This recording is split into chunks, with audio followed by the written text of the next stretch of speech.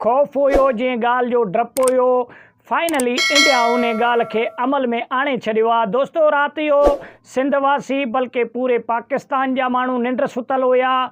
तक़रीबन 1 खां 1:30 बजे धारे इंडिया पाकिस्तान ते हमिलो करे छॾियो, जंहिंमें लॻभॻि 20 खां 22 मीज़ाइल हुया जेके पाकिस्तानी बॉर्डर ते छॾिया विया।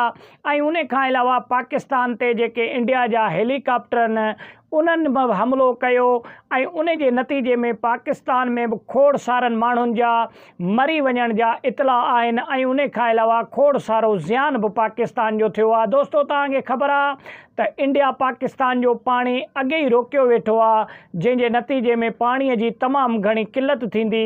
ऐं उन खां अलावा पाकिस्तान ते राति जेका गुज़िरियल राति हुई उन राति हमिलो कयो इंडिया।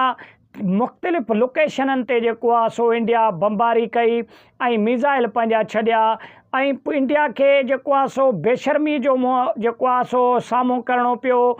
ऐं इंडिया जा 5 जहाज़ जेको आहे सो पाकिस्तान मारे छॾिया आहिनि। किराया अथसि 5 जहाज़ जेके हिन वक़्तु राफ़ेल जहाज़ इंडिया वरिता हुआ, जेको आहे सो फ़रास खां तमामु घणो कुॾनि पिया, जेको आहे सो हिंदुअत था त बसि राफ़ेल मिली आहे पाकिस्तान खे हींअर तबाह बर्बूद करे छॾींदासीं।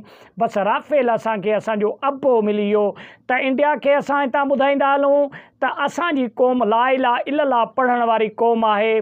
तोखे कंहिं बि सूरत जेको आहे सो पाकिस्तान ते हमिलो करणु ऐं पाकिस्तान ते कब्ज़ो करणु तुंहिंजो ख़्वाब जो ख़्वाब बि रहंदो। ऐं इंशाअल्लाह असांजी उमेदु आहे त पाकिस्तानी जेका फ़ौज आहे उहा तमामु बहितरीनु ऐं बहादुर नमूने सां जेको आहे सो पंहिंजे मुल्क जी दिफ़ा कंदी ऐं पाकिस्तानी फ़ौज सां असां अवाम बि जेको आहे सो साना बशाना कठे आहियूं।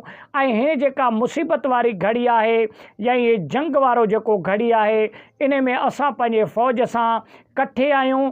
ऐं जॾहिं बि फ़ौज असांखे ललकारियो, जॾहिं बि फ़ौज असांखे मोकल ॾिनी त हथियारूं खणी बॉर्डर ते वेंदासीं, इंडिया सां विढ़ंदासीं पंहिंजे मुल्क जे लाइ।